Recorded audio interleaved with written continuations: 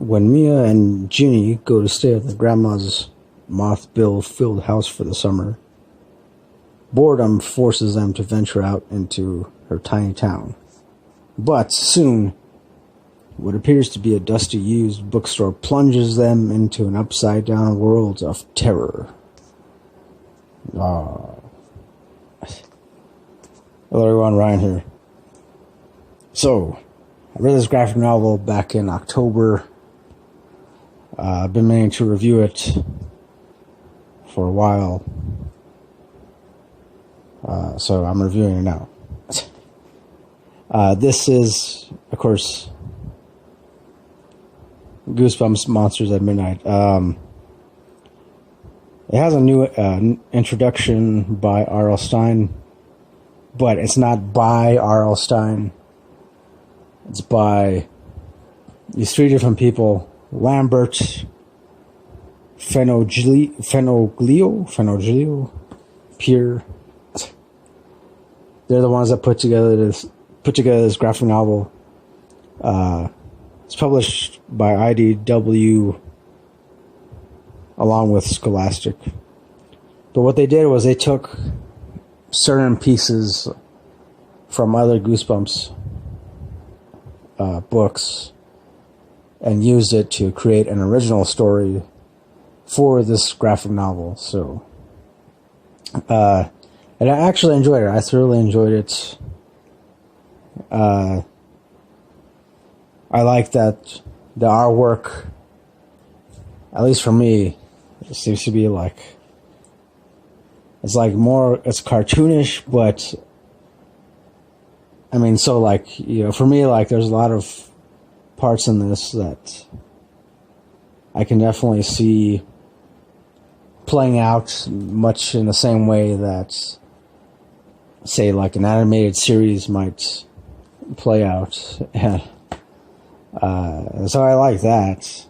And I like that it has like the right amount of suspense and horror, action, comedy, and, you know, because it's like, it's not too scary, but at the same time, like, not too funny, but also not too serious. You know, ultimately, like, these two characters, of course, Mia and Ginny, or Maya and Ginny, they go to this bookstore, this old bookstore. They come upon this one section that, like, opens up some kind of portal or gateway or something, and they end up in Horrorland. So, Horrorland, of course, is, if you're familiar with the Goosebumps series, Horrorland is like pretty much like, as far as, you know, the Goosebumps series is concerned, it's this place where it's like a horror amusement park. So, yeah, pretty much.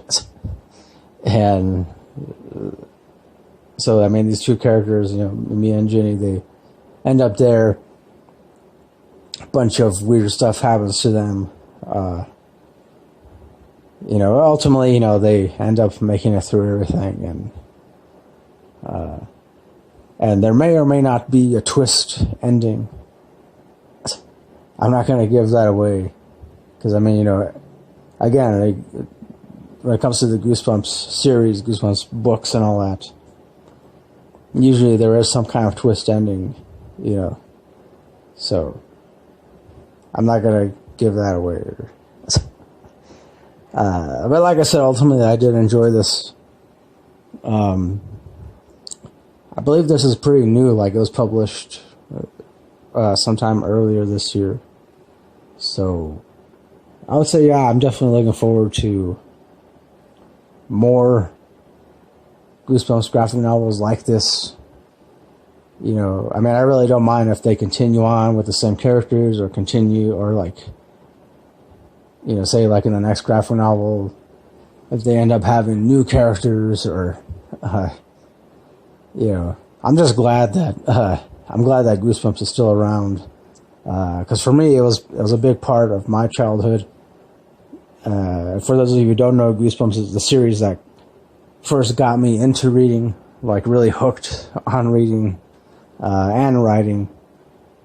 So, yeah, I have nothing but good things to say about Goosebumps.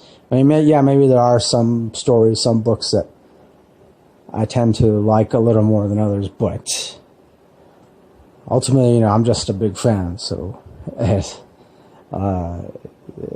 of course, I am aware that my opinion may come off as very biased. So, but hey, yeah, that's how I feel. So, ultimately, I guess I would give this graphic novel. You know what? I'd give it 5 stars. Yeah, I would say 4.5, but I just feeling generous, or so I say, why not 5 stars? So yeah, 5 stars all the way.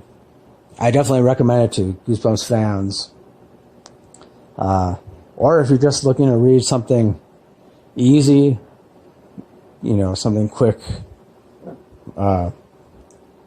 yeah, I recommend reading this. So, I do it for my review of this, Monsters at Midnight, Goosebumps, a graphic novel.